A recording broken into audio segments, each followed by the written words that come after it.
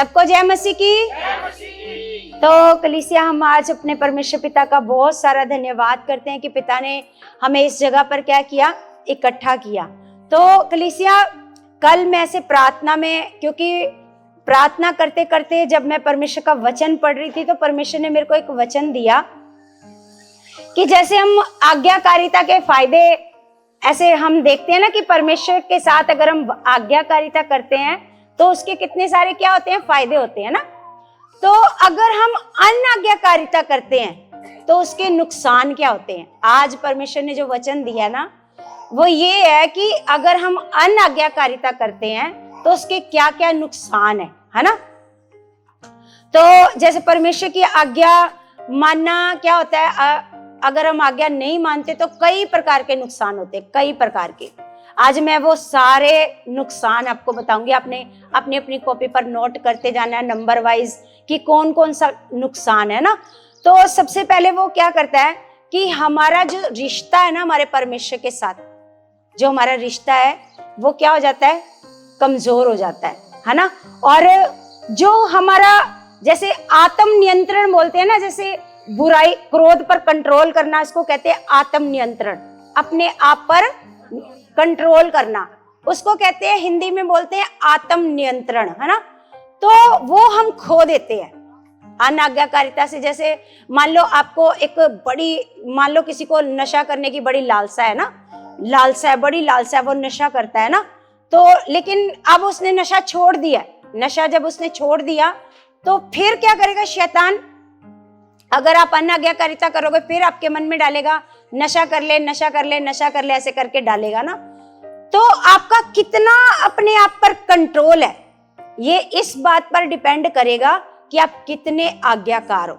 अगर आप आज्ञाकार नहीं हो तो आपका अपने ऊपर, अपनी बॉडी के ऊपर आपका कोई भी कंट्रोल नहीं रहेगा। अपने आप पर आप क्या खो देते हो, आत्म नियंत्रण, है ना, अपने आप पर। और फिर हमारे जीवन में क्या आ जाएगा, अशांति, दुख, निराशा, सारी तकलीफें, ये सारा कुछ हमारे जीवन में ऐसे आएगा ना।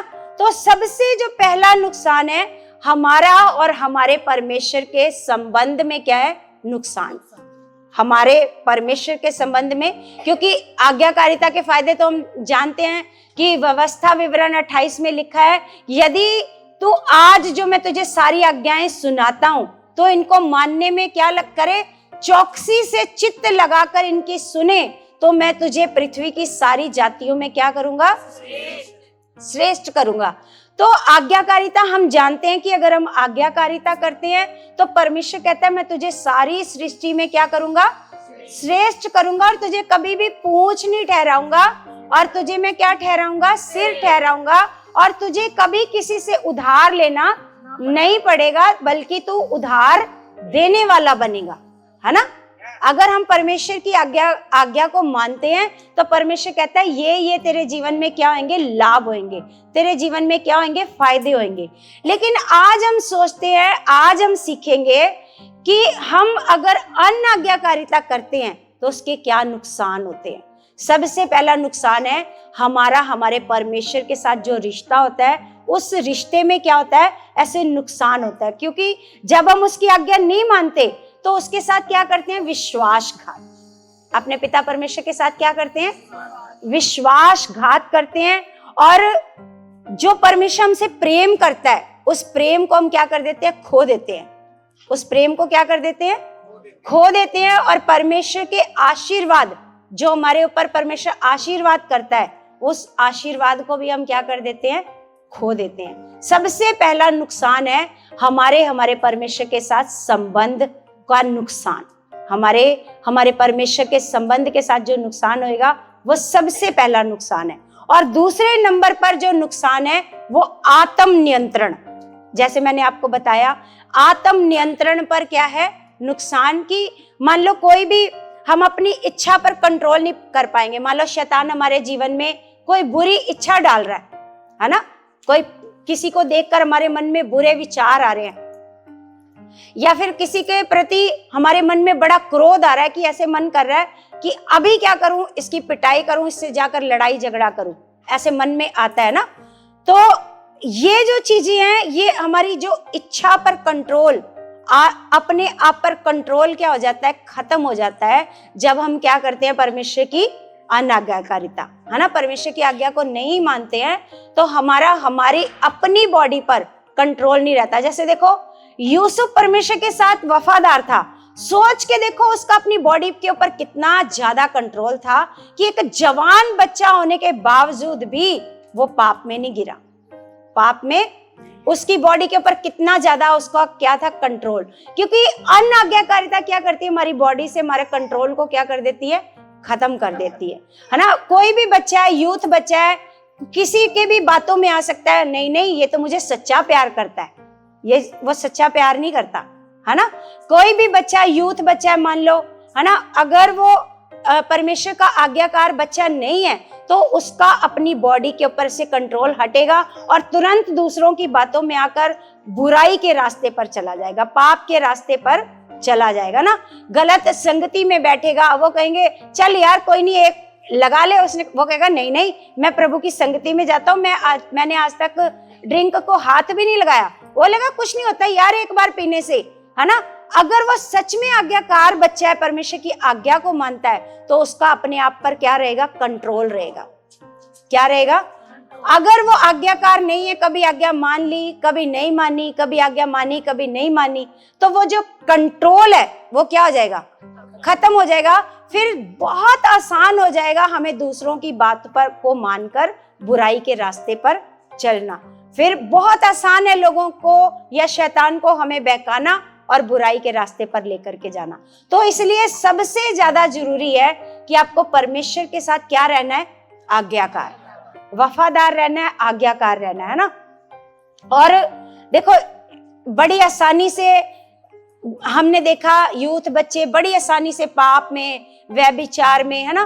कल मैं एक वीडियो देख रही थी, पता नहीं कौन सी जगह का एक मंदिर था, है ना, और उसमें पता नहीं दिल्ली की वो कोई जगह थी, उसमें मतलब बहुत सारी औरतें पकड़ी गई, बहुत सारी औरतें पकड़ी गई, वहां पर सेक्स रैकेट चल रहा था, बहुत सारी पुलिस ने बहुत सारी औरतों को पकड़ा। तो ये क्यों होता है, सोच के देखो ये ऐसा क्यों होता है। जब हमें हमारे अंदर से परमेश्वर का या फिर वो जिसको भी मानते हैं उनका अगर डर खत्म हो जाता है, परमेश्वर का अगर डर खत्म हो जाता है, सोच के देखो वो कितनी पवित्र जगह है, कितनी पवित्र जगह है। तो सोच के देखो वहां पर इतना बुरा काम करना, शैतान ने इतना ज्यादा वो क्या कर दिया ना, क्या कर दिया, शैतान ने इतना उनके मन में डाल दिया कि वहां पर गलत काम होना शुरू हो गया, है ना। सोच के देखो कि शैतान किस हद तक लोगों को बुराई के रास्ते पर लेकर जा सकता है। सोच के देखो अगर वही परमेश्वर का डर हमारे अंदर काम करेगा तो सोच के देखो वो जो औरतें वहां पर आई वो कभी गलत वहां पर कर सकती है, नहीं कर सकती। सोच के देखो ये कौन करवा रहा है, ये तभी होता है जब हमारे ऊपर से कंट्रोल क्या हो जाता है, खत्म हो जाता है। और फिर जो तीसरा नुकसान है वो हमारे जीवन में आ जाती है अशांति, अशांति और दुख। क्या आ जाता है, अशांति आ जाती है और दुख, क्योंकि जो अनाज्ञाकारिता है वो हमारे जीवन में क्या लेके आती है, अशांति को लेके आती है, फिर निराशा आती है। फिर हम जब परमेश्वर की इच्छा के अनुसार जीवन नहीं जीते हैं तो फिर एक खालीपन सा महसूस होने लगता है। आपने कई बार फील किया होगा कि जब हम प्रार्थना में बैठते तो हैं, कई बार आपको पता है, मैंने आपको बहुत बार पहले गवाही भी बताई है इस बारे में कि मैं कहती थी परमेश्वर कि मैं अकेले ही बोली जाऊं प्रार्थना में। मैं ऐसे बोलती थी कि परमेश्वर अगर मान लो एक इंसान है ना अकेले कैसे बात, कितनी देर तक बात कर सकता है, जब कोई अगला दूसरा उसके साथ बात ना करे तो एक इंसान कब तक बात कर सकता है। तो मैं इस बात से रोती थी, मैं अकेली ही ऐसे बात बूत कर लेती हूँ, प्रार्थना कर लेती हूँ, लेकिन मुझे फील नहीं होता परमेश्वर मेरे साथ है या परमेश्वर मेरी बात को सुन रहा है। मैं इस बात से बड़ा दुखी होती थी, मैं बहुत परेशान होती थी, क्योंकि मुझे एक खालीपन महसूस होता था।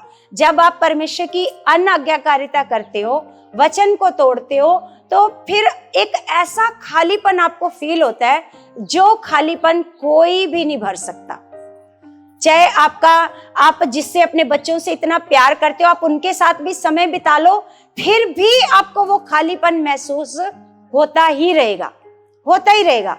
वो खालीपन कोई नहीं भर सकता, वो खालीपन केवल परमेश्वर ही भर सकता है, जिसकी हमने क्या कर दी, अनाज्ञाकारिता। क्या करी हमने? कई बार हमें फील होता है ना कि प्रार्थना तो कर रहे हैं लेकिन खालीपन सा फील होता रहता है, और वो खालीपन हमें बड़ा दुखी करता है, बड़ा परेशान करता है ना, बहुत परेशान करता है वो खालीपन हमें, क्योंकि प्रार्थना तो कर रहे हैं लेकिन ना वो ग्रेस फील हो रही, ना ये फील हो रहा कि परमेश्वर मेरे साथ बैठा है, या ये फील हो रहा है कि परमेश्वर मेरी बात को सुन रहा है ना, या मैं अकेली बात नहीं कर रही, मेरा खुदा मेरे साथ बैठा है ना। तो जब मेरे साथ ऐसा होता था तो मैं बहुत ऐसे रोती थी, परमेश्वर मैं अकेले कब तक बात करूंगी परमेश्वर, है ना। मैं बहुत रो रो कर मैंने प्रार्थना में परमेश्वर से मांगा, फिर वो चीज मेरे जीवन में आई, है ना। फिर मुझे जब मैं प्रार्थना में बैठने लगी, मेरे को बहुत सारा ऐसे आनंद महसूस होने लगा, और ऐसे लगने लगा जैसे एक माँ ऐसे दुलार देती है, पिता दुलार देता है ना, ऐसे वो चीज फील होने लगी। जब जैसे बच्चा भाग के अपनी माँ की गोद में जाता है, बाप की गोद में जाता है, तो कैसे माँ बाप ऐसे दुलार देते हैं ना, तो जब मैं प्रार्थना में बैठने लगी, क्योंकि ये चीज अपने आप नहीं आई, अपने आप नहीं आएगी, वो चीज आपको मांगनी पड़ेगी कि परमेश्वर, प्रार्थना तो करते हैं, जब किसी से पूछो तो प्रार्थना तो करते हैं, लेकिन प्रार्थना में एक खालीपन सा फील होता रहता है। वो होता रहेगा, क्यों? क्योंकि जब तक आप परमेश्वर से उसकी प्रेजेंस को नहीं मांगोगे, वो प्रेजेंस कभी नहीं आएगी, अपने आप कुछ नहीं होएगा, है ना। तो परमेश्वर की अनाज्ञाकारिता क्या लेके आती है हमारे जीवन में? अशांति लेकर के आती है, और अशांति निराशा पैदा करती है। निराशा जो है वो हमारे जीवन में खालीपन को लेकर के आती है, और वो खालीपन केवल इसी से भरा जा सकता है कि हम परमेश्वर की हर बात को माने, हर बात को माने, हर इच्छा को पूरा करें। जैसे देखो, आज बहुत सारे लोग नहीं है, परमेश्वर की इच्छा उनको लगता है कोई नहीं, अगले संडे ओपनिंग होएगी उसी में जाएंगे, है ना। ऐसे सोचते हैं, अगले संडे ओपनिंग है तो उसी में जाएंगे, चलो इस संडे घर पर बैठकर क्या करते हैं, आराम करते हैं, है ना। तो हमें हमारे परमेश्वर ने, आपको पता है, हम सीखते हैं परमेश्वर के वचन से कि पतरस और यूहन्ना, है ना, ऐसे प्रतिदिन, जब आपको पता है चेलों के ऊपर पवित्र आत्मा उतरा, चेलों के ऊपर क्या उतरा? पवित्र आत्मा। आपको पता है कितने लोगों पर उतरा था पवित्र आत्मा? 120 लोगों के ऊपर पवित्र आत्मा उतरा। तो जब पवित्र आत्मा उतरा तो उन्होंने परमेश्वर का काम करना शुरू किया। तो लिखा है वो प्रतिदिन मंदिर में इकट्ठे हुआ करते थे, है ना, या घरों में बैठकर प्रभु की इकट्ठे होकर क्या किया करते थे? महिमा किया करते थे। और पतरस और यूहन्ना भी, देखो, वो घर पर भी प्रार्थना कर सकते थे, लेकिन वो परमेश्वर के भवन में क्या करने जा रहे थे? प्रार्थना करने जा रहे थे। जब वो प्रार्थना करने जा रहे थे तो परमेश्वर ने उनके द्वारा इतना बड़ा चमत्कार कराया। कितना बड़ा? जन्म का लंगड़ा, आपको पता है, जन्म का लंगड़ा उनके द्वारा क्या कर दिया? चला दिया, है ना, वो चलने लगा। आपको पता है, जब वो जन्म का लंगड़ा चला, यहूदी फरीसी भी हिल गए। Hallelujah, hallelujah. तो यहूदी और फरीसी भी हिल गए, उससे पूछने लगे, क्या सचमुच तेरे साथ ऐसा हुआ? है ना, ऐसा हुआ, ऐसे, मतलब वो गवाही इतनी जबरदस्त गवाही थी। तो वो घर से ये सोच कर नहीं गए थे कि हम लंगड़ा चंगा करने जा रहे हैं। वो क्या करने जा रहे थे? वो तो केवल जैसे रोज प्रार्थना करने जाते हैं, वो तो प्रार्थना करने जा रहे थे, है ना। तो इसी तरह जैसे हम लगातार परमेश्वर के साथ आज्ञाकारिता में बने रहते हैं, लगातार हर संडे प्रभु की हजूरी में आते रहते हैं, तो आपको नहीं पता कौन सा संडे ऐसा परमेश्वर लेके आएगा आपके जीवन में कि आपके द्वारा खुदावंद इतनी बड़ी ग्रेस को क्या कर देगा। हालेलुया, कौन सा ऐसा संडे होएगा कि उस दिन आपका छुटकारा पर प्रभु ने लिखा होएगा, है ना। जैसे हम एक कहानी सुनते हैं ना कि एक बड़ा गरीब ऐसे इंसान था, है ना, एक बड़ा गरीब था। वो जंगल में बेचारा, उसको उस दिन दिहाड़ी भी नहीं लगी, वो जंगल से निकल कर जा रहा था। जंगल में उसको एक साधु मिलता है, तो साधु मिलता है, साधु कहता है, क्या बात है बेटा, तू बड़ा परेशान है? कहता है, मैं बहुत गरीब हूँ और आज तो मेरी दिहाड़ी भी नहीं मेरे को ऐसे लगी, कोई काम भी नहीं मिला, कोई मजदूरी नहीं मिली, अब मैं क्या, हम लोग क्या खाएंगे, क्या मेरे बच्चे खाएंगे, मैं बहुत गरीब हूँ। तो उस संत को उसके ऊपर दया आ गई, है ना। तो उस संत ने क्या करा, एक ईंट उसके हाथ में पकड़ा दी और उसको कहता कि इसको तू बस बोलते जा, एक टाइम तेरी जुबान से ऐसा वर्ड निकलेगा, इसको बोलता जा कि ईंट सोने की हो जा, ईंट तू सोने की हो जा, ईंट तू सोने की हो जा, है ना। और एक समय ऐसा आएगा कि वो सचमुच जो तेरे मुंह से निकलेगा, वो ये ईंट सचमुच में क्या हो जाएगी, सोने की हो जाएगी। वो ईंट लेके बड़ा खुश होता है, ये तो क्या हो जाएगी। अब अगर ईंट सोने की हो गई, 2.5 किलो की ईंट, 2.5 किलो की होती ना ईंट है, तो 2.5 किलो की, हाँ, तो मान लो अगर ये सोने की हो गई तो मेरे तो क्या हो जाएंगे, मेरी सारी गरीबी खत्म हो जाएगी, सब कुछ अच्छा हो जाएगा, है ना। तो वो बड़ा खुश होता है और बोलता आता है, ईंट सोने की हो जा, ईंट सोने की हो जा, ईंट सोने की हो जा, ईंट सोने की हो जा, बोलता आता है, बोलता आता है, बोलता रहता है, पूरा दिन वो बोलता रहता है। फिर शाम को वो थक जाता है, कह रहा बोले जा रहा हूं सुबह से लेकर, सोने की हो जा, सोने की हो जा, सोने की हो जा। संत ने लग रहा झूठ बोल दिया ना, कहता जब थक गया ना, अक गया ना बोल बोल के, कहता चल सोने की हो ना तो लोहे की हो जा, गुस्से से, है ना। सोने की नहीं होना तो क्या हो जा, लोहे की हो जा। तो वो लोहे की हो गई। वो समय ऐसा था कि वो काम होने ही वाला था। आपको पता है, जब आपका काम होने ही वाला होता है ना, तो शैतान कहता क्या फायदा संगति में जाके, कोई फायदा है संगति में जाके, कुछ हो तो नहीं रहा, तेरे बच्चे तो बदल नहीं रहे, तेरा पति तो बदल नहीं रहा, बरकत तो आ नहीं रही, बच्चे तो वैसे के वैसे ही हैं, है ना। कुछ आपके जीवन में हो या ना हो, बस आप ये सोचो कि जिस परमेश्वर ने हमें अपने राज्य के लिए बुलाया है, वो परमेश्वर वफादार है। हालेलुया।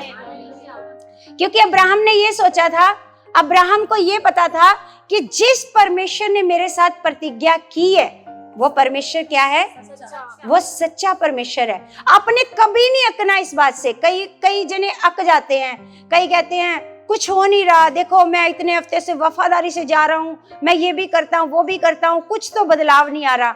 लेकिन जब बदलाव आने ही वाला होता है, शैतान आपको हटा देता है, शैतान आपको यहाँ से तोड़ के ले जाएगा, संगति से दूर ले जाएगा, जब बदलाव आने ही वाला होता है। Hallelujah, hallelujah. तो इसलिए कभी भी अपने मन को ऐसे अकने नहीं देना। इसलिए परमेश्वर का वचन कहता है, सबसे अधिक क्या कर, अपने मन की रक्षा कर। कभी नहीं सोचना कि नहीं हो रहा, सोच के देखो वो परमेश्वर कितना ज्यादा वफादार है ना। सोच के देखो वो परमेश्वर ने आपके साथ प्रतिज्ञा की है कि वो आपको अनंत जीवन देगा। सोच के देखो जिस परमेश्वर ने, क्या ऐसा नहीं है कि हमारा कोई भी काम नहीं हुआ, ऐसा नहीं है ना कि कोई भी काम नहीं हुआ, हमारे काम करता है हमारा परमेश्वर, करता है हमारा परमेश्वर, बहुत सारे काम करता है ना। जैसे जो चीज आप नहीं भी मांगते, जैसे मान लो जब मैं प्रभु में आई ना, तो मेरी एक शुरू से बड़ी तेज चाहत थी कि मैं परमेश्वर के लोगों को बचाऊं, मैं सेवा करूं। मैं बहुत सारे लोग मेरे ऐसे बैठे और परमेश्वर का वचन सुने, और बहुत सारे, जैसे मैं ना एक दिन बिली ग्राम की ऐसे वीडियो सुन रही थी। बिली ग्राम है ना, मैंने आपको पहले भी बताया था, 99 साल के होके वो मरे, है ना, प्रभु में वो सो गए, और 99 साल तक उस दिन जिस दिन वो प्रभु में सोए, उस दिन भी वो प्रचार करके आए थे, है ना। तो मैं ऐसे उनके ऐसे सुन रही थी उनकी वीडियो, तो ऐसे मैंने सुना कि जब वो प्रचार करते थे ना, तो बड़े बड़े पापी लोग आकर उनके आगे घुटने टेक देते थे और कहते थे कि बताओ हम क्या करें, हम बड़े पापी हैं, हम बड़े गुनाहगार हैं, हमें क्षमा कैसे करेगा हमारा परमेश्वर। उनके जब वो प्रचार करते थे, ऐसा उनका ऐसा प्रचार होता था कि लोग सुनकर क्या करते थे, मन को ऐसे फिरा लेते थे और अपने पाप, बड़े बड़े पापी पाप को क्या कर देते थे, ऐसे छोड़ देते थे, है ना। एक बार तो उनको एक मारने के लिए पिस्तौल लेकर के एक लड़का, उसकी भी गवाही ऐसे आपको बताएंगे, एक लड़का आ गया उनको, उनकी ऐसे जहां वो संगति कर रहे थे वहां पर पिस्तौल लेकर के आ गया कि आज मैं बिली ग्राम को क्या करूंगा, मार दूंगा। आपको पता है, प्रचार सुनते सुनते ही उसने अपना मन फिरा लिया। हालेलुया। प्रचार सुनते सुनते उसने अपना मन फिरा लिया और अपने सुनते सुनते पापों से क्या कर ली, ऐसे तौबा कर ली कि नहीं परमेश्वर, आज के बाद मैं कोई गुनाह, कोई पाप नहीं करूंगा, है ना।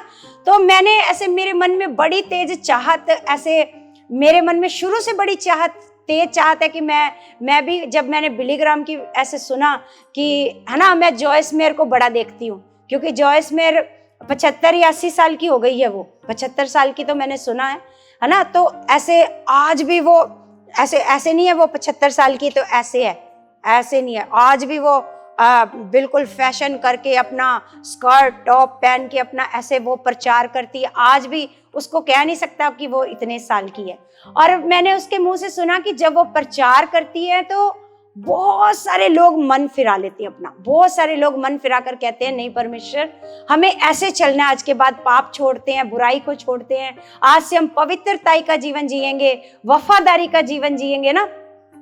तो मेरे मन में भी बड़ी तेज चाहत आई, क्योंकि दूसरे लोगों को देख करके आप उत्साहित होते हो ना, तो मैं भी एक चाहत करती हूँ परमेश्वर से कि परमेश्वर जिस दिन ऐसे मेरी मौत की खबर लोगों तक जाएगी ना कि वो मर गई है ना, लोग बोलेंगे अभी तो प्रचार करके गई है।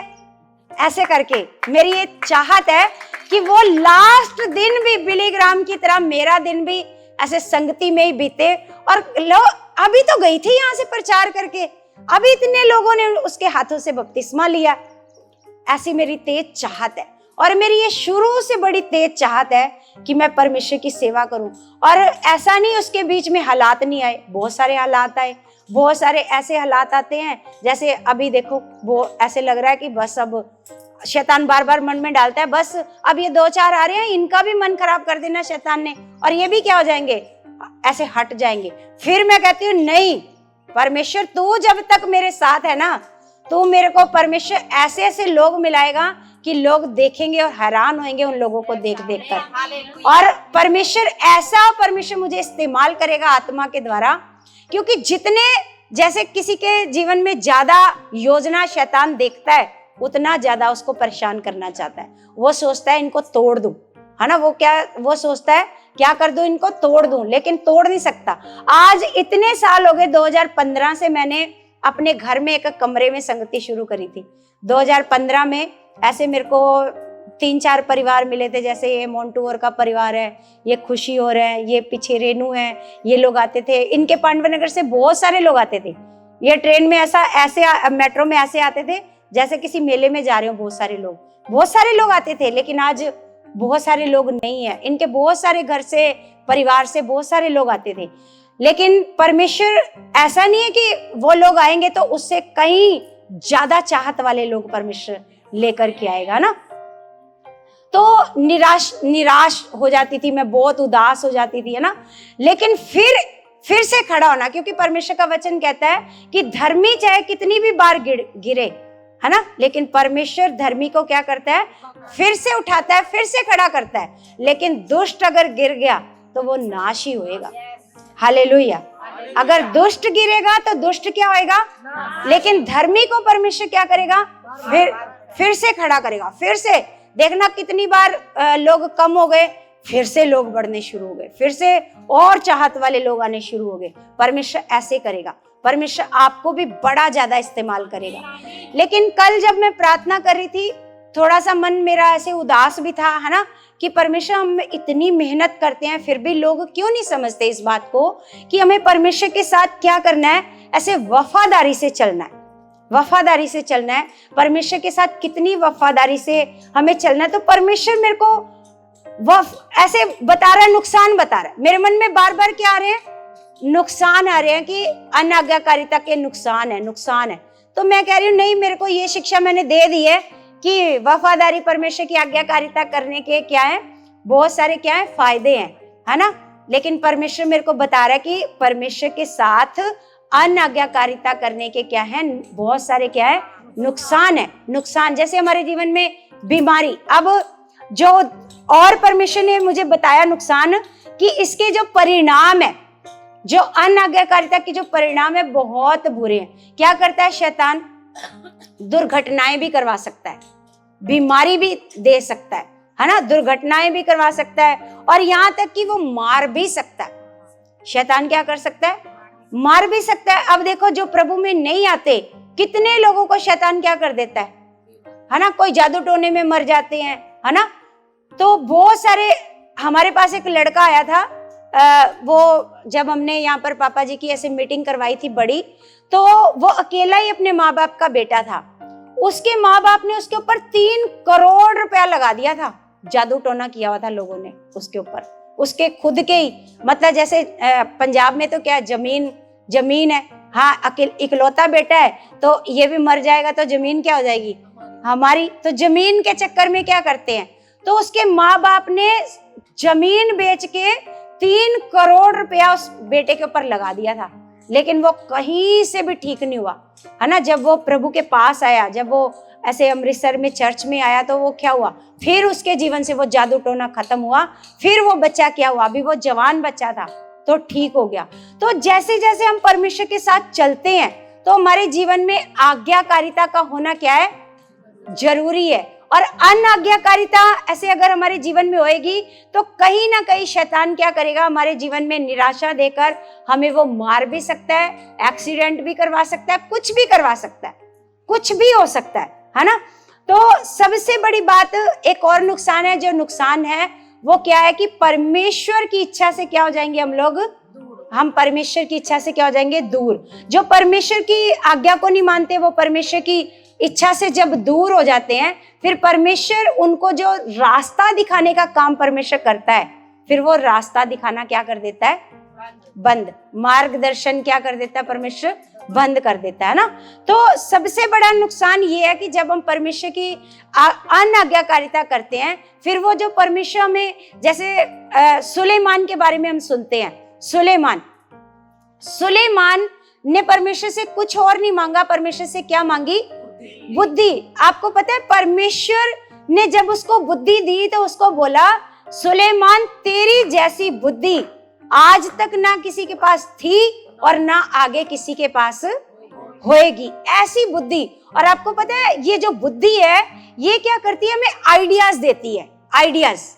तो नुकसान किस चीज का होता है, आइडियाज। हमारे जीवन में जो जैसे बिजनेस करने के आइडियाज आते हैं या कोई भी चीज के आइडियाज आते हैं, तो वो आइडिया आने क्या हो जाते हैं, बंद हो जाते हैं। मार्गदर्शन मतलब रास्ता दिखना क्या हो जाता है, बंद हो जाता है। फिर इंसान वहीं पर स्टॉप हो जाता है, कोई तरक्की नहीं कर पाता, कोई उन्नति नहीं कर पाता, कोई उसके जीवन में आशीष नहीं आती, वहीं पर क्या हो जाता है, वो स्टॉप। अगर वो आज 10,000 कमा रहा है तो 10 साल बाद भी वो क्या कमाएगा, 10,000। मान लो आगे उसकी 20-30 हजार हो भी गई तो उसके मतलब उस बुद्धि इतनी समझ काम नहीं करेगी कि उन 10,000 को कैसे समझदारी से ऐसे खर्च करके और बाकी बचाने हैं, कैसे बचाने हैं। ये आइडियाज आने क्या हो जाएंगे, बंद हो जाएंगे। ये कैसे बंद हो जाएंगे, जब आप परमेश्वर के अनाज्ञाकार बनोगे, आज्ञाकारिता में नहीं चलोगे। तो बुद्धि सबसे बड़ी बात है, परमेश्वर का वचन कहता है परमेश्वर का भय मानने से क्या आती है, परमेश्वर का भय मानने से क्या आती है, बुद्धि आती है। और जब हम परमेश्वर की अनाज्ञाकारिता करते हैं, इसका मतलब हमारे अंदर से परमेश्वर का भय क्या हो चुका है कि नहीं, मुझे तो आज का दिन तो मेरे लिए क्या है, मेरे परमेश्वर के भवन में होना क्या है, जरूरी है। आज का दिन मेरे परमेश्वर के लिए खास दिन है। आज का दिन परमेश्वर ने कहा है 6 दिन अपना काम काज करो और 7वें दिन क्या करो, महिमा करो। तो आज का दिन मुझे खुदा ने कहा है कि तुमने मेरे भवन में आना है ना। तो मान लो इसका मतलब जब हम अपनी मर्जी करते हैं, अपनी बुद्धि से चलते हैं, तो फिर क्या क्या करते हैं, हमारे अंदर से परमेश्वर का भय क्या हो जाता है, खत्म। फिर वो बुद्धि, फिर वो आइडियाज, फिर वो मार्गदर्शन हमारे जीवन में क्या हो जाते हैं, खत्म। फिर वो स्टॉप है। फिर वो हम कहेंगे सब अच्छा हो, है ना। तो फिर वो आप कितनी भी प्रेयर करोगे, वो प्रेयर फिर आपके जीवन में काम नहीं करेगी, है ना। तो जैसे हम अब्राहम का और इसहाक का उदाहरण देखते हैं कि अब्राहम को परमेश्वर ने कहा अपने इकलौते बेटे को बलि कर। क्या बोला, अपने इकलौते बेटे को क्या कर, बलि करने को कहा। तो अब्राहम इतना ज्यादा आज्ञाकार था परमेश्वर का, इतना ज्यादा कि उसने नहीं सोचा कि ये तो मेरा इकलौता बेटा है, ये तो मुझे इतने सालों के बाद मेरे बुढ़ापे की औलाद है ना। उसने नहीं सोचा, क्योंकि आप जितने परमेश्वर के आज्ञाकार बनोगे ना, उतने ज्यादा परमेश्वर के आशीर्वाद आप पर आएंगे और आपकी पीढ़ियों पर आशीर्वाद आएंगे। Hallelujah, hallelujah. और आपको पता है अब्राहम को परमेश्वर ने क्या कहा था, अब्राहम जो तुझे श्राप देगा उसे मैं श्राप दूंगा, और जो तुझे आशीष देगा उसे मैं। सोच के देखो, जो आज्ञाकारिता है ना, जो हम परमेश्वर की आज्ञा को मानते हैं ना, तो अगर अब्राहम मना कर देता, नहीं नहीं परमेश्वर, इतनी मुश्किलों से तो बेटा दिया आपने मेरे को, है ना, मैं तो नहीं करूंगा कुर्बान, जाओ आपने जो करना कर लो, जाओ जो करना कर लो। आपको पता है फिर अगर अब्राहम परमेश्वर की आज्ञा नहीं मानता तो इसहाक वैसे भी मर जाता, इसहाक वैसे भी मर जाता, है ना। तो अब्राहम ने परमेश्वर की आज्ञाकारिता करी, तो पता है क्या करा परमेश्वर ने? परमेश्वर ने उसकी पीढ़ियों तक को क्या किया? आशीष दी, आशीष दी परमेश्वर ने। हालेलुया। आप बाइबल में पढ़ के देख लो, परमेश्वर ने कहा मैं तेरी पीढ़ियों को क्या देता हूं? आशीष देता हूं। हालेलुया। तो अब हम शाऊल का उदाहरण देखते हैं। शाऊल ने अनाज्ञाकारिता करी, तो शाऊल को क्या कहा था परमेश्वर ने? शाऊल को कहा था कि अमालेकियों के जब वहां पर जाना तो अमालेकियों का क्या कर देना? पूरी रीति से क्या कर देना? ऐसे कोई भी नहीं छोड़ना, ना जानवर, किसी पर दया नहीं करनी, सबको क्या कर देना? खत्म कर देना। लेकिन अब शाऊल ने परमेश्वर की आज्ञा को क्या किया? सोच के देखो, एक छोटी सी आज्ञा है, हो सकता है आज हम में से कोई कहे ले उसने जिंदा ही तो रखा है, जिंदा ही तो रखा लोगों को, गायों को अच्छी अच्छी गाय ले आया, अच्छे अच्छे जानवर जो थे वो ले आया, है ना, उनको नहीं मारा। जबकि क्या कहा था परमेश्वर ने उसको?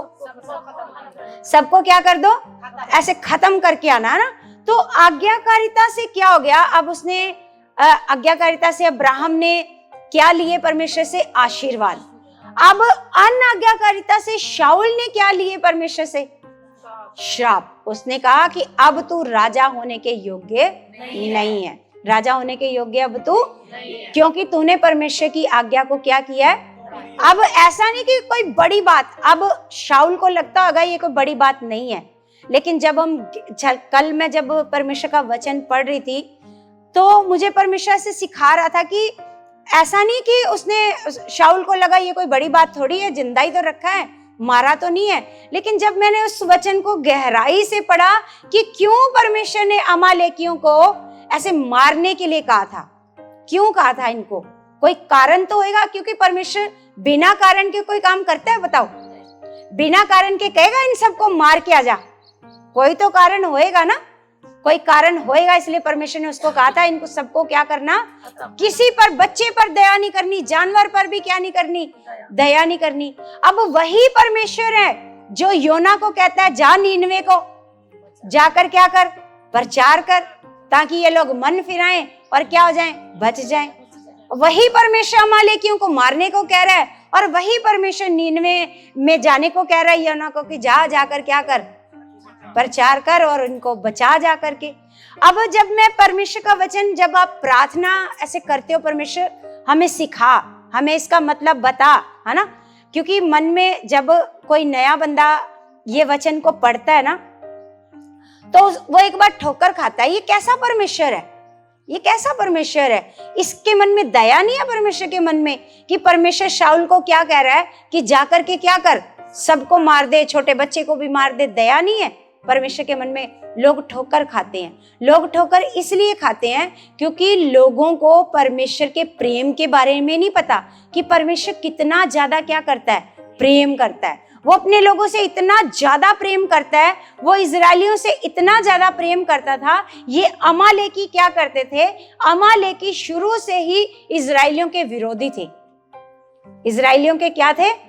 ये विरोध करते थे। एक बार नहीं, इन्होंने बहुत बार इजरायलियों का नुकसान किया, बहुत बार जब इनका नुकसान किया। अब परमेश्वर ये चाहता था अब ये लोग क्या हो जाएं? ये जाति सारी क्या हो जाए?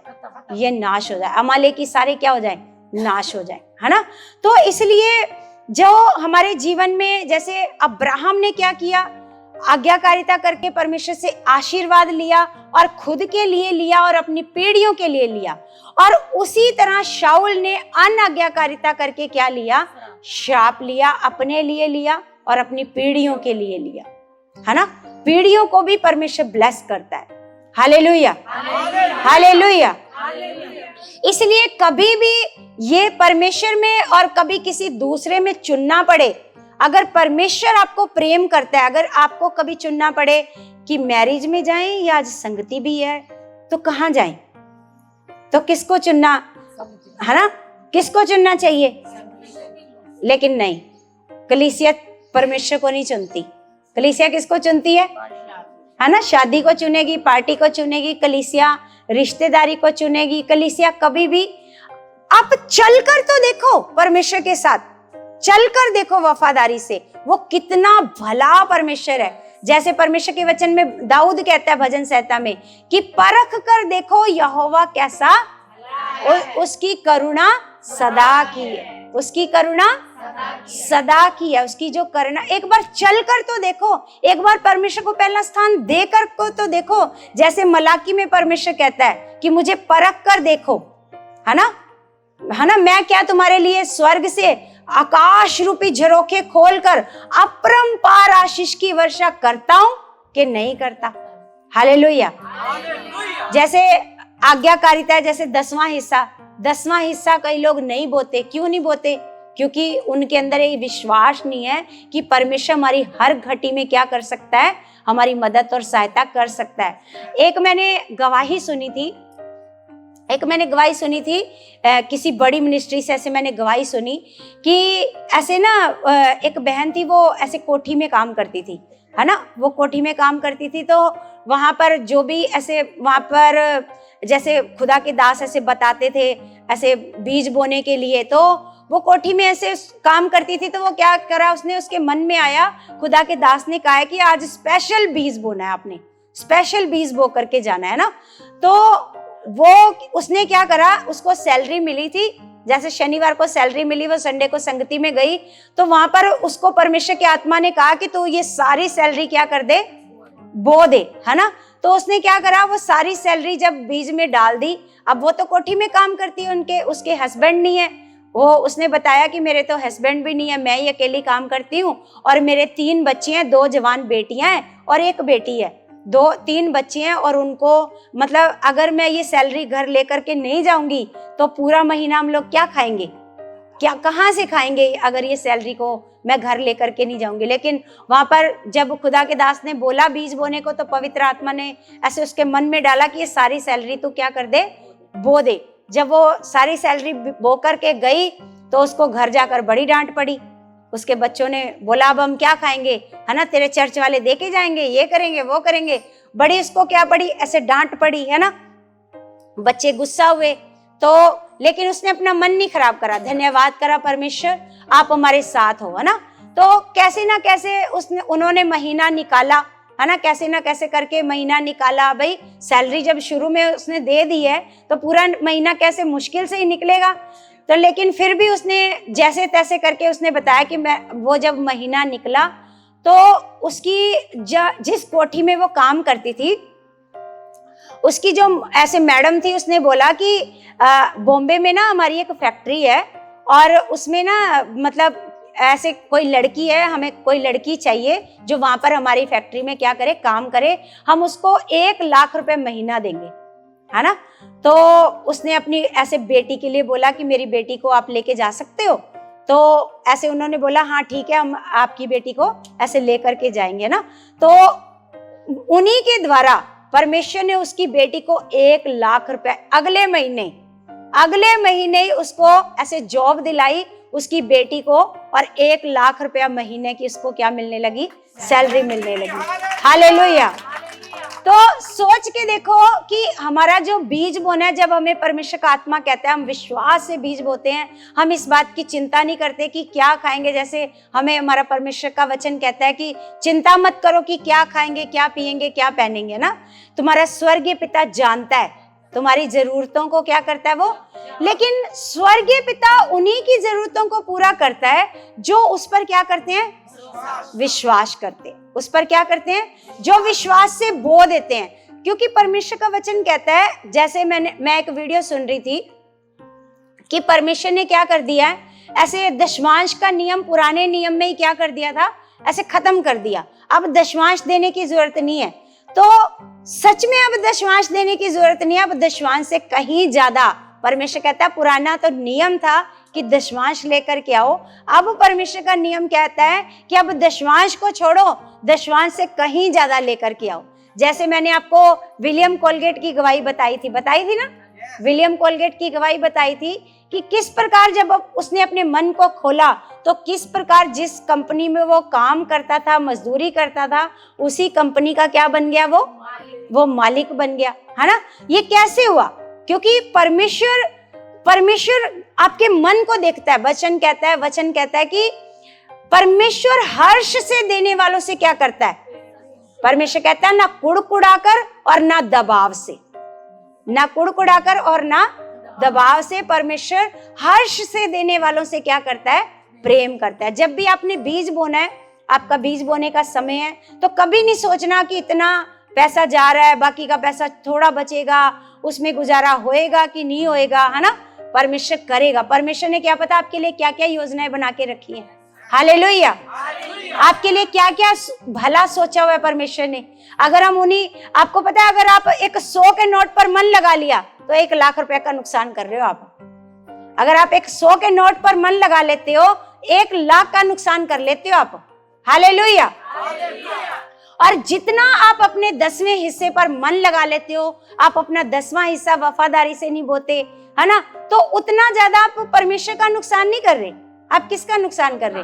अपना। तो क्यों? परमेश्वर का वचन कहता है कि परमेश्वर की आज्ञाकारिता करना, देखो परमेश्वर की आज्ञाकारिता आसान तो नहीं है, वैसे बोलो है तो मुश्किल।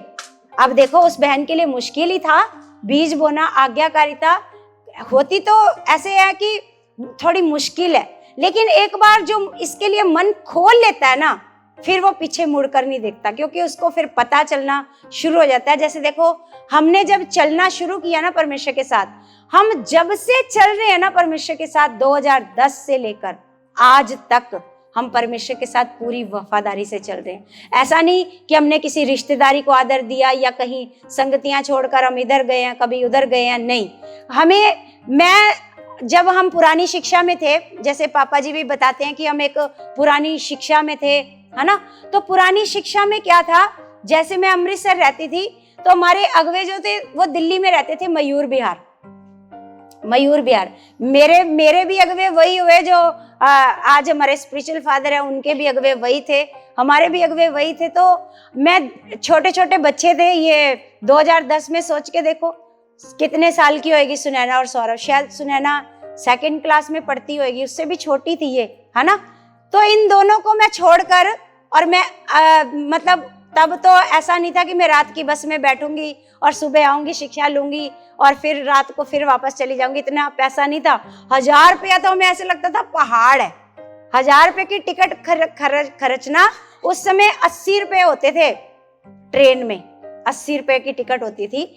और ट्रेन में आए हैं तो 2 दिन तो वेस्ट, 3 दिन वेस्ट होते थे। 1 दिन आना, 1 दिन शिक्षा लेनी और अगले दिन वापसी जाना, 3 दिन लगते थे। और 3 दिन सोचकर देखो मैं इन दोनों को छोड़कर आ जाती थी, और ये दोनों खुद खाते थे, पकाते थे, क्योंकि हमारा कोई साथ तो देता नहीं था। क्योंकि हमारे ऐसे फादर इन लॉ ने बोला कि नहीं तुम किराए पर रहो, जाकर हमारे घर में नहीं रहना, अगर प्रभु को मानना है तो ना। तो हम तो किराए पर रह रहे थे, और ये दोनों बच्चे तो ये खुद ये बनाते थे 3 दिन। और मैं अपना तब से लेकर परमेश्वर के साथ कैसे चल रहे हैं, पूरी वफादारी से, कभी पीछे मुड़कर नहीं देखा कि क्या होएगा क्या नहीं होएगा, चल रहे हैं परमेश्वर के साथ। और परमेश्वर का वचन कहता है कि मसीह में की गई मेहनत व्यर्थ नहीं है, इसका परमेश्वर ने बड़ा प्रतिफल देना है। और आज कई बार मैं उस जगह को देखती हूँ, कई बार मैं घर को देखती हूँ, तो मैं कहती हूँ परमेश्वर ये तेरी दया ही है, ये तेरा ही उपकार है, और ये वही वफादारी है जो हमने आज तक आपके साथ की, क्योंकि तेरा वचन सच्चा वचन है। तेरे वचन में लिखा है कि मसीह में की गई मेहनत व्यर्थ नहीं है। आपको पता है जब हम वहां रहते थे नंगली डेरी, तो मैं सोचती थी, जब मैं किसी का 50 गज का घर देखती थी तो मैं ऐसे सोचती थी कभी हमारा होएगा 50 गज का घर, ऐसे सोचती थी। क्योंकि मुझे लगता था 50 गज तो बहुत बड़ा ऐसे प्लाट है, और 50 गज वाले लोग तो बड़े अमीर लोग होते हैं, ऐसे सोचती थी ना। बड़ा पैसा इकट्ठा करना पड़ता है भाई, 50 गज जगह खरीदने के लिए अब वहां जाओ तो 50 लाख रुपए जगह के चाहिए, है ना।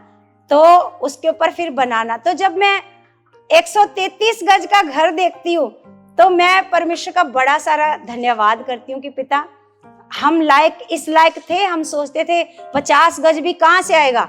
हमारे तो देखो ना तो बाप दादाओं की जायदाद है और ना कोई पीछे से सपोर्ट है कि हाँ पीछे से सपोर्ट है भाई 40-50 लाख रुपए की पीछे से सपोर्ट है, कुछ नहीं है।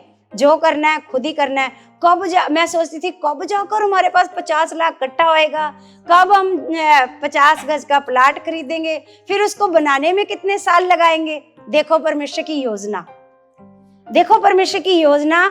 परमेश्वर कहता है जो तुम लोगों ने सोचा भी नहीं वो परमेश्वर ने तुम्हारे लिए तैयार करके रखा है। मैंने कभी नहीं सोचा था कि कभी हम 133 गज के मालिक भी होंगे। हालेलुया। तो सच में कलीसिया जो हमारी वफादारी है ना, सच में आज आपको बेशक नजर नहीं आ रहा, बेशक नजर नहीं आ रहा, लेकिन उसका प्रतिफल है परमेश्वर के पास। परमेश्वर आपको प्रतिफल देना चाहता है, परमेश्वर आपको ब्लेस करना चाहता है। इसलिए परमेश्वर ये चाहता है कि आप परमेश्वर को क्या करो, परमेश्वर के जो आज्ञाकारिता है अगर वो मुश्किल है वो आसान कैसे होएगी। आपको क्या करना पड़ेगा, परमेश्वर के साथ सबसे पहले अपने संबंध को मजबूत करना पड़ेगा।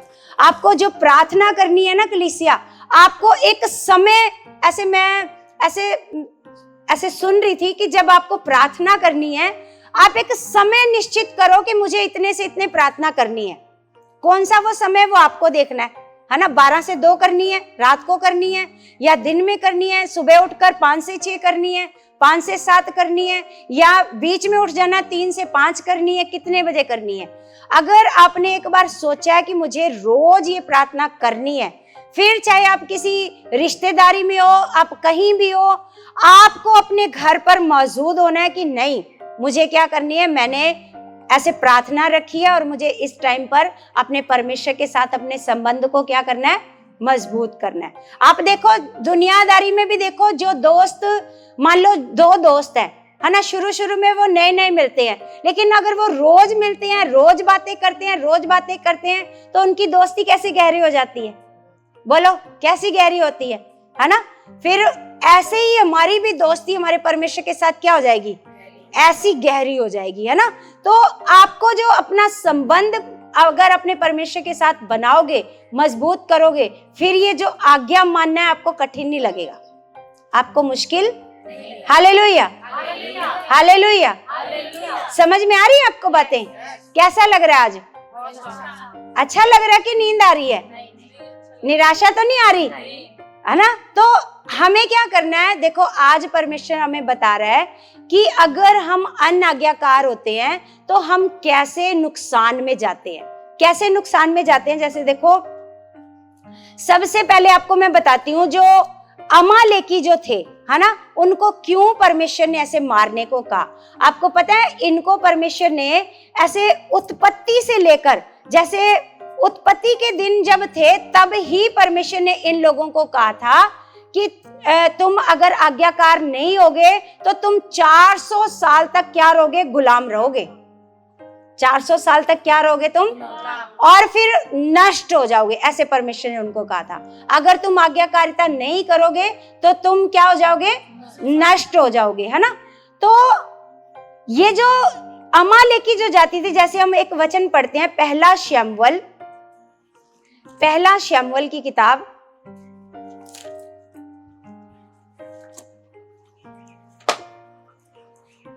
15 का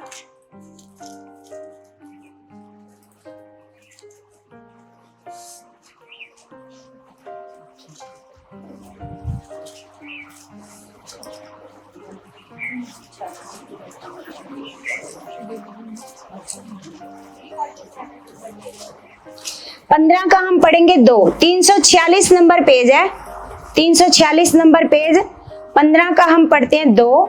यहां पर लिखा, सेनाओं का यहोवा यूं कहता है, मुझे स्मरण है कि अमालेकियों ने इजराइलियों से क्या किया। इजराइलियों से क्या किया? जब इजराइली मिस्र से आ रहे थे तब उन्होंने मार्ग में उनका सामना किया। सामना मतलब लड़ाई करने लगे, उनका रास्ता रोक लिया, उनको जाने नहीं दे रहे थे, है ना। इसलिए अब तू जाकर अमालेकियों को मार और जो कुछ उनका है उसे बिना कोमलता किए नष्ट कर। क्या पुरुष, क्या स्त्री, क्या बच्चा, क्या दूध पीता, क्या गाय बैल या भेड़ बकरी या ऊंट या गधा, सबको मार डाल। सबको क्या कर? ये परमेश्वर ने कहा उसको। परमेश्वर ने किसको कहा? शाऊल को। शाऊल, ऐसे शमूएल ने जाकर शाऊल को कहा। शमूएल ने क्या किया? शाऊल को जाकर कहा, यहाँ 2 से पढ़ते हैं, सेनाओं का यहोवा यों कहता है। वो मैसेज दे रहा है जाकर के। क्या कर रहा है वो परमेश्वर का जाकर उसको मैसेज दे रहा है कि सेनाओं का यहोवा यों कहता है कि मुझे स्मरण है कि अमालेकियों ने इजराइलियों से क्या किया। क्योंकि परमेश्वर बहुत ऐसे समा दिया इनको सुधरने का, बहुत समा दिया कि आज भी आज्ञाकार हो जाएंगे, आज भी आज्ञाकार हो जाएंगे, आज भी आज्ञाकार हो जाएंगे। बहुत समा दिया। कितने साल दिए? 400 साल। कितने साल दिए? 400 साल। सोच के देखो, जब ये 400 साल तक भी आज्ञाकार नहीं हुए, तब फिर परमेश्वर ने क्या किया? तब शाऊल को कहा कि अब इनको जाकर बिना कोमलता के क्या कर दे? मार दे। इनको क्या कर दे? बिना कोमलता के क्या कर दे? क्योंकि 400 सालों तक भी अगर जिन्होंने मन नहीं फिराया, जैसे आज हमारे भी कलीसिया में लोग हैं, बहुत सारे लोग हैं, है ना, बहुत सालों से आने वाले लोग हैं, है ना। सोच के देखो, परमेश्वर अभी तक तो क्या कर रहा है? दया कर रहा है। अभी तक क्या कर रहा है? दया कर रहा है। हमें लग रहा है नहीं, हमारा कुछ नहीं बिगड़ा, आज भी हमने अनाज्ञाकारिता करी, हमारा कुछ नहीं बिगड़ा, हमारा कुछ नहीं बिगड़ा। लेकिन एक दिन आएगा जब परमेश्वर क्या करेगा? क्योंकि देखो, परमेश्वर बहुत समय तक धीरज रखता है। क्या करता है? बहुत समय तक क्या करता है? धीरज रखा। जैसे परमेश्वर ने अमालेकियों के लिए क्या किया? ऐसे धीरज रखा, है ना। जब धीरज रखा, उसके बाद क्या हो गए? वो ऐसे नष्ट हो गए।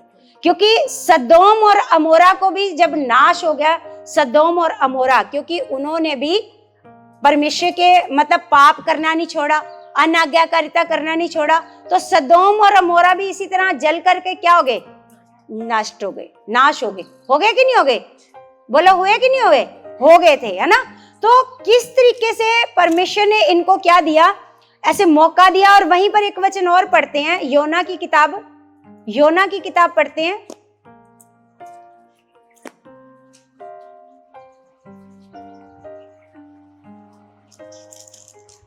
योना 4:11। यहां पर आपको पता है, जब नीनवे में योना गया, तो आपको पता है ये जब एक पेड़ के नीचे जाकर सोया, और उस पेड़ को भी किसने उगाया था? परमेश्वर ने। कौन सा पेड़ था पता है वो? है? हाँ, कौन सा पेड़ था? रेंड का पेड़, ऐसे लिखा है ना। तो लिखा है, जब वो उसके ऐसे सो गया, तो जब वो सो गया, उसको अच्छी नींद आ गई पेड़ के नीचे। 4:11 इधर देखो सारे। जब योना उस पेड़ के नीचे सो गया, तो एक ऐसा कीड़ा उस पेड़ को परमेश्वर ने लगा दिया कि वो ऐसे क्या हो गया? तुरंत पेड़ क्या हो गया? सूख गया, है ना। तो योना को बड़ा गुस्सा आया। योना को क्या आया? बहुत गुस्सा आया। तो उसने क्या किया? लिखा, अगर हम इसको पढ़ते हैं, हाँ 9 से पढ़ते हैं। परमेश्वर ने योना से कहा, क्योंकि जब वो पेड़ सूखा, उसको बड़ी धूप लगी, तो उसने क्या मांगी? परमेश्वर से मौत मांगी। क्या मांगी? परमेश्वर से मौत मांगी। वो कहता, मेरे लिए जीवित रहने से अच्छा मरना ही अच्छा है। परमेश्वर ने योना से कहा, तेरा क्रोध जो रेंड के पेड़ पर के कारण भड़का है, क्या वह उचित है?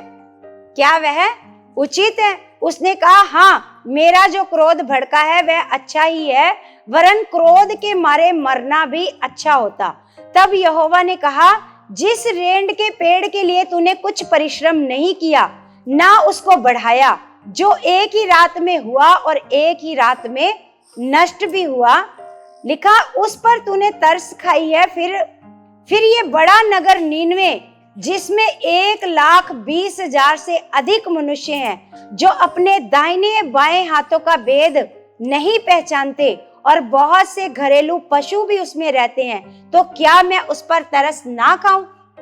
सोच के देखो, यहाँ पर परमेश्वर जानवरों पर भी तरस खा रहा है, और वहां पर परमेश्वर कह रहा है कि सबको जाकर क्या कर दे?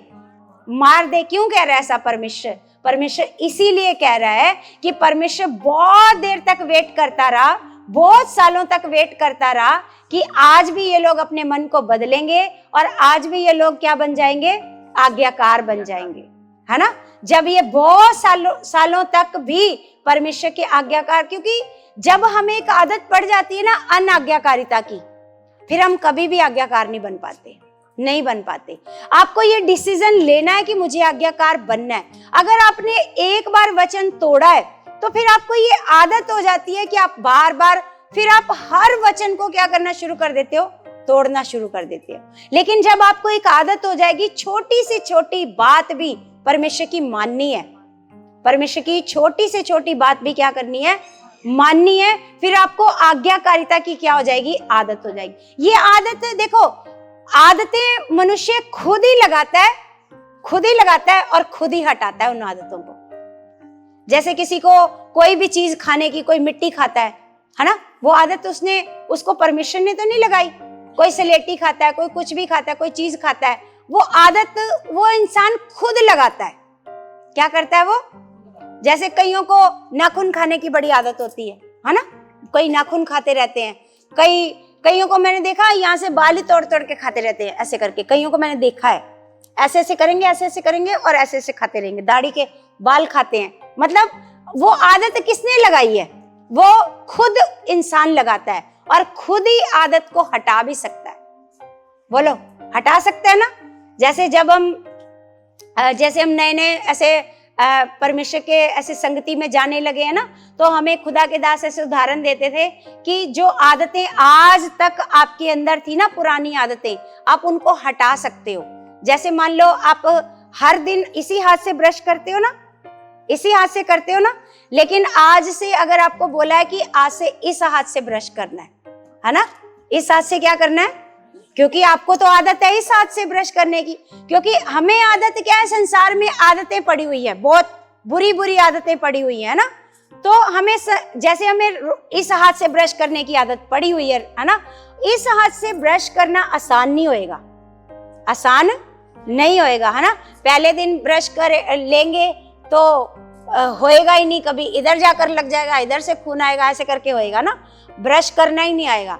लेकिन अगर हम कहेंगे नहीं, हमें तो आ ही नहीं रहा, हम इसी से ही करेंगे, हमसे नहीं हो रहा इस हाथ से, है ना, कई लोग ऐसे करते हैं। लेकिन अगर हम कहेंगे नहीं, मुझे इस आदत को छोड़ना है, मुझे इसी से ही करना है, रोज करो, तो वो आदत क्या हो जाएगी, आदत हो जाएगी, है ना। तो आदत को लगाना और आदत को छोड़ना वो हमारे हाथ में है। क्या आप उसको छोड़ना चाहते हो? जैसे हमें आदत लगी है परमेश्वर का वचन तोड़ने की, अनाज्ञाकारिता करने की, हमें क्या लगी है, आदत है। हम बड़ी से बड़ी कोई भी बात आ जाती है, खुदा के दास दासी कुछ भी बात बोलते हैं, हम इग्नोर करके चले जाते हैं, हम नहीं मानते, हम नहीं सुनते, हम ध्यान नहीं देते, हम चले जाते हैं। बड़ी से बड़ी कोई भी बात आ जाए हम ध्यान नहीं देते, क्योंकि हमें क्या लग गई है, अब छोटी छोटी अनाज्ञाकारिता करके अब हमारे अंदर क्या आ गई है, अब हमें फर्क भी नहीं पड़ता कि हम अनाज्ञाकारिता कर रहे हैं, हमें कोई फर्क ही नहीं पड़ रहा, है ना। लेकिन हमें फर्क पड़ना चाहिए कि हमें परमेश्वर का वचन क्या सिखा रहा है, हमें अमालेकियों के जीवन से सिखा रहा है हमारा परमेश्वर कि कितने साल उनका इंतजार करा कि आज आज्ञाकार बनेंगे, लेकिन ये लोग आज्ञाकार नहीं बने। फिर एक दिन परमेश्वर ने क्या कहा, शाऊल को कहा, जा इनको क्या कर दे, जाके मार दे, है ना। तो ऐसे ही दुष्ट को एक दिन मौका मिलेगा, क्योंकि अनाज्ञाकारिता हमारे जीवन में बीमारियां, परेशानियां, दुर्घटनाएं, दुष्ट आत्माएं, ये सारी चीजें लेकर के आती है। हालेलुया। समझ में आ रही बात? समझ में आ रही है ना सबको बात? तो जैसे हम परमेश्वर के वचन से हम लोग सीखते हैं बहुत सारी बातों को। जैसे हम परमेश्वर का वचन जब हम व्यवस्था विवरण 28 अध्याय निकाल कर पढ़ते हैं, तो वहां पर परमेश्वर का वचन हमें साफ साफ सिखाता है कि जो परमेश्वर का वचन नहीं मानता है, तो फिर उसके साथ क्या होता है, फिर परमेश्वर का कहता है उसको ये वाला रोग लगेगा, ये वाला लगेगा ना। एक बार पहले मैंने आपको वचन पढ़ के बताया था। तो इसलिए क्योंकि परमेश्वर का वचन हमें, जब हम आज्ञाकारिता करते हैं तो आज्ञाकारिता हमें क्या देती है, परमेश्वर के आशीर्वाद को देती है। Hallelujah, hallelujah. जैसे हम एक वचन पढ़ते हैं कलीसिया, उत्पत्ति की किताब, उत्पत्ति 17 अध्याय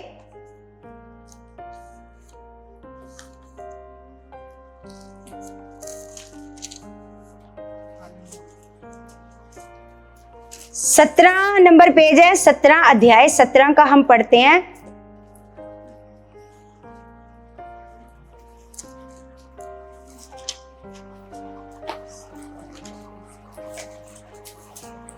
सत्रह का 2। यहां परमेश्वर अब्राहम से वाचा बांध रहा है। वाचा किसको कहते हैं? हाँ, वादा करने को वाचा बांध रहा है। क्या कहता है? कहता मैं तेरे साथ वाचा बांधूंगा और तेरे वंश को अत्यंत ही बढ़ाऊंगा। क्या कह रहा है परमेश्वर उसको? मैं तेरे वंश को क्या करूंगा? अत्यंत ही। तब अब्राहम मुंह के बल गिरा और परमेश्वर उससे यूं बातें करता गया, है ना। परमेश्वर उसको कहता गया, क्योंकि उस समय तक अभी तक अब्राहम को बच्चा नहीं हुआ। हालेलुया।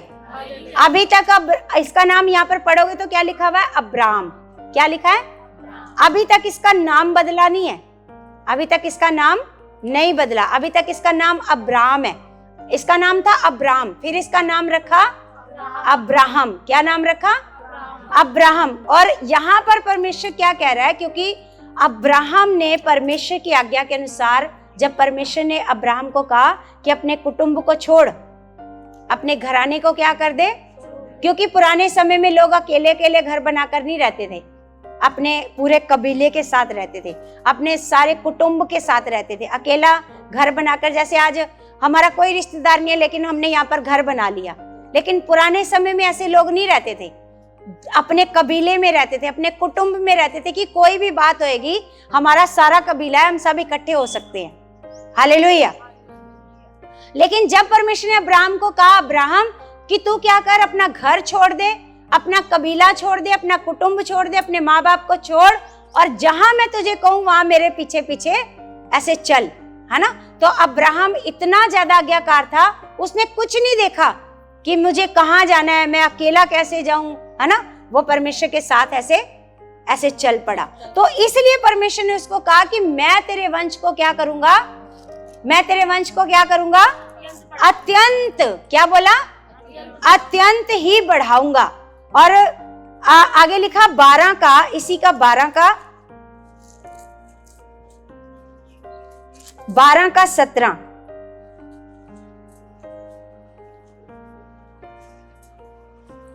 12 के 17 में लिखा, परंतु यहोवा ने फिरौन और उसके घराने पर अब्राहम की पत्नी सारा के कारण बड़ी बड़ी विपत्तियां डाली। क्या डाली? बड़ी बड़ी। आपको पता है क्या हुआ था यहाँ पर जब मिस्र देश में अब्राहम गया अपनी पत्नी को लेकर, सारा को लेकर के, तो सारा बहुत खूबसूरत थी। क्या थी वो? तो उसने कहा, सारा को कहा कि तू किसी को मत बताना कि तू मेरी क्या है, पत्नी है, बताना कि तू मेरी क्या है, बहन है ना। तो उसने जब ऐसे बहन बताया तो क्या हुआ, तो फिरौन राजा ऐसे उसके ऊपर क्या रखने लगा, बुरी ऐसे दृष्टि रखने लगा ना। तो फिर क्या हुआ, जब उसके ऊपर बड़ी सारी विपत्तियां आई, यहाँ पर लिखा, परंतु यहोवा ने फिरौन और उसके घराने पर अब्राहम की पत्नी सारे के कारण बड़ी बड़ी विपत्तियां डाली। तब फिरौन ने अब्राहम को बुलाकर कहा, तूने मेरे साथ ये क्या किया? तूने मुझे क्यों नहीं बताया कि वह तेरी पत्नी है? तूने क्यों कहा कि वह तेरी बहन है? मैंने उसे अपनी ही पत्नी बनाने के लिए लिया, परंतु अब अपनी पत्नी को लेकर यहाँ से चला जा, है ना। सोच के देखो, जब आप परमेश्वर के साथ आज्ञाकार होते हो, जब आप परमेश्वर के साथ आज्ञाकारिता में रहते हो, तो परमेश्वर आपका इतना सा भी नुकसान होने नहीं देता, है ना। जब उसकी पत्नी को राजा ने सोचा कि ये तो इसकी बहन ही है, तो मैं इसको क्या करूंगा, अपनी क्या बनाऊंगा, ऐसे पत्नी बनाऊंगा। तो परमेश्वर को क्रोध आया कि मेरा आज्ञाकार बेटा और उसके साथ ऐसा क्यों हो रहा है ना। उसने फिरौन के ऊपर क्या डाली, ऐसे विपत्तियां डाली, है ना। तो फिर राजा ने बोला, तूने क्यों नहीं बताया कि ये तेरी पत्नी है?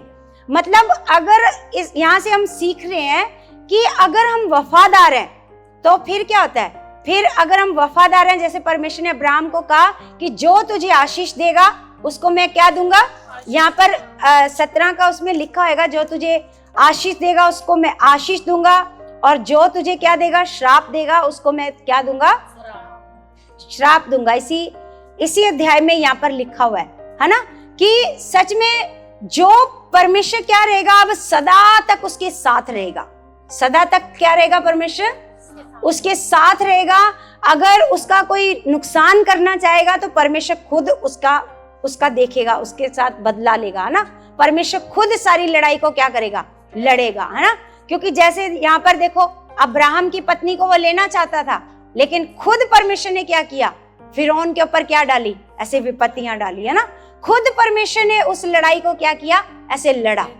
तो ऐसे जब आप परमेश्वर के साथ वफादार हो, जब आप अनाज्ञाकारिता करोगे तो नष्ट करने को भी वो क्या है, वो नष्ट भी कर सकता है ना। जब आप परमेश्वर के साथ आज्ञाकार हो तो वो बचाने वाला परमेश्वर है, वो आपको बचाएगा। हालेलुया। तो हमें कैसा मन रखना है कलीसिया, कभी भी नहीं सोचना कि हमने किसी मनुष्य के लिए जाना है या मनुष्य को दिखाने के लिए जा रहे हैं। आपको एक एक पल, एक एक सेकंड आपको कौन देख रहा है, आपको परमेश्वर देख रहा है। अगर आप यहाँ पर सच्चे मन से सेवा करते हो, वफादारी से सेवा करते हो, तो आपको कौन देख रहा है, परमेश्वर देख रहा है। अगर आप परमेश्वर देखो, कोई आपको देख नहीं रहा, आप अपने घर पर भी परमेश्वर की आज्ञाकारिता कर रहे हो, नहीं हमारा परमेश्वर ऐसा करने को मना करता है, हमने ये वाला काम नहीं करना, हमने ये नहीं करना है। जैसे देखो, परमेश्वर का वचन हमें ब्याज लेने से मना करता है। क्या करता है, पढ़ा है आपने कभी वचन, ब्याज लेने से क्या करता है परमेश्वर का वचन, कि ब्याज नहीं लेना तूने कभी भी, क्योंकि चुंगी लेने वालों को परमेश्वर पापी कहता था, है ना। जो चुंगी लेते थे उनको क्या कहता था, पापी।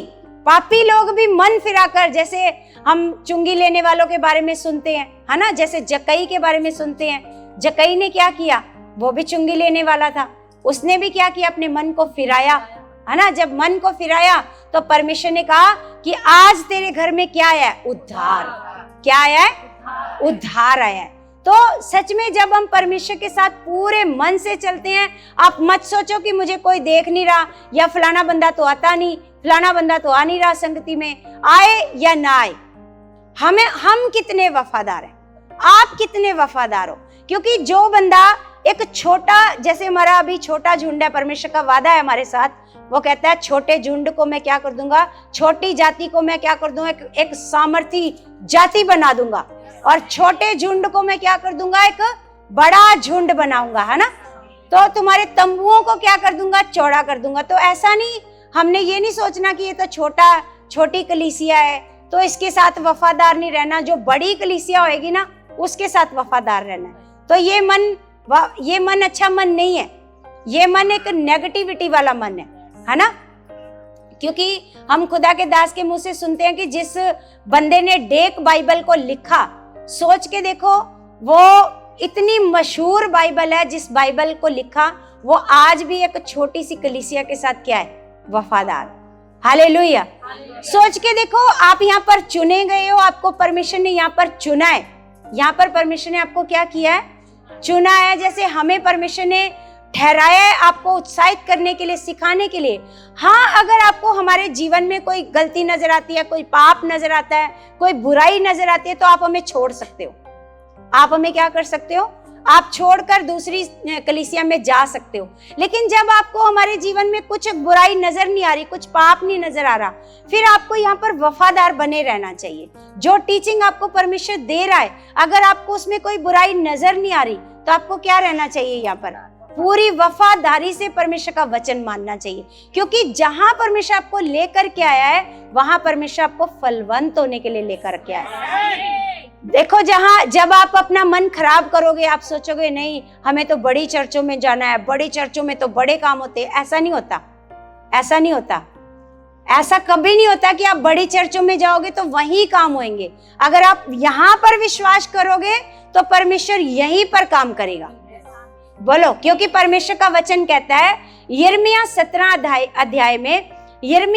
अध्याय में परमेश्वर कहता है कि वो मनों को जांचने वाला परमेश्वर है, मनों को जांचने वाला। क्योंकि हम वो वचन निकाल करके पढ़ते हैं, यिर्मयाह की पुस्तक 17 का क्योंकि जब आप पढ़ते हो ना फिर आपको ज्यादा समझ में आता है।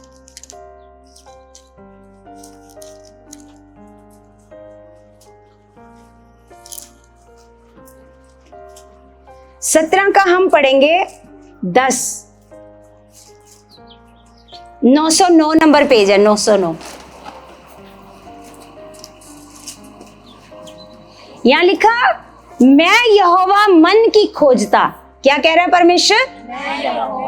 क्या करता हूं मैं? मन की खोजता और हृदय को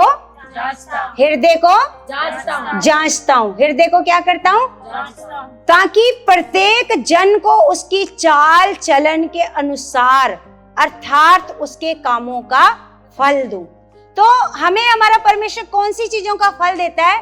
जो हम हमारे जीवन में करते हैं, जो हमारे मन में चलता है। यहाँ पर परमेश्वर का वचन कहता है, मैं यहोवा मन की खोजता और हृदय को जांचता हूं, ताकि प्रत्येक जन को, है ना, उसके मन के अनुसार लिखा, ताकि प्रत्येक जन को उसकी चाल चलन के अनुसार अर्थात उसके कामों का फल दूं। चाल चलन के अनुसार हमारा चाल चलन कैसा है? हम परमेश्वर के साथ कितने वफादार हैं? हम परमेश्वर के साथ कितने आज्ञाकार हैं? अगर हम परमेश्वर के साथ आज्ञाकार हैं, हमारा मन कैसा है परमेश्वर के लिए, तो उसी के अनुसार हमें क्या मिलेगा? फल मिलेगा। उसी के अनुसार परमेश्वर हमारे जीवन में कार्य करेगा।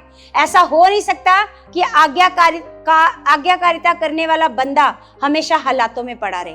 हालात आएंगे तो सही, लेकिन परमेश्वर का वचन कहता है कि धर्मी के लिए हालात एक मार्ग से आएंगे, 7 मार्गों से क्या करेंगे? भाग जाएंगे। आएंगे तो सही, लेकिन उनको कोई रास्ता नजर नहीं आएगा, 7 मार्गों से भागेंगे वो। हालेलुया।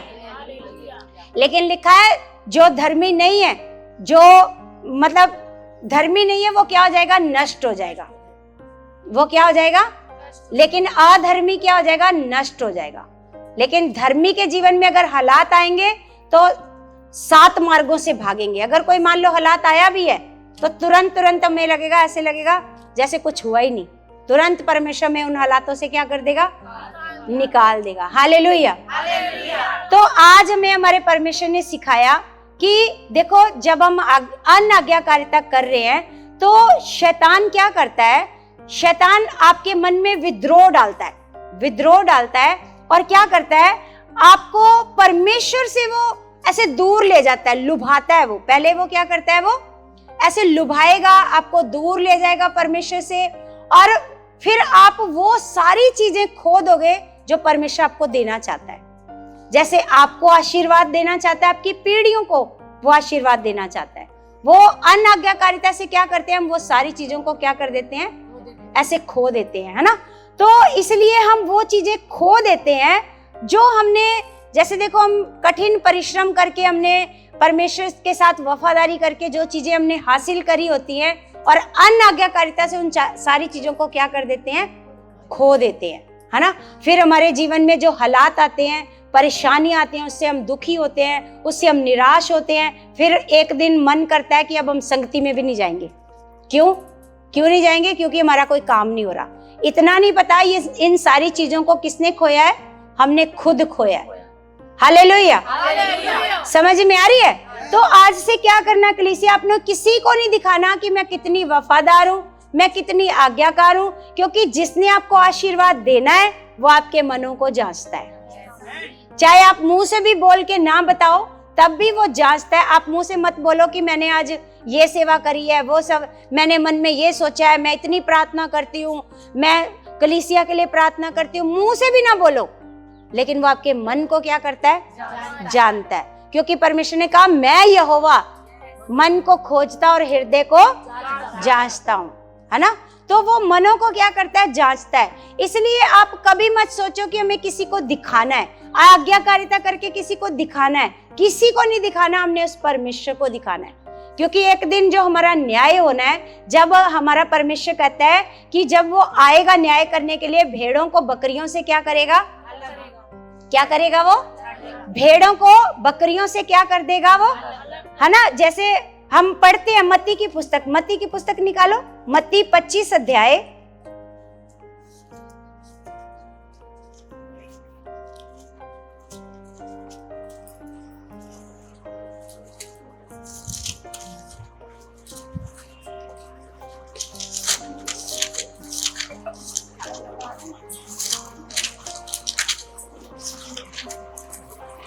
25 का हम पढ़ते हैं 31।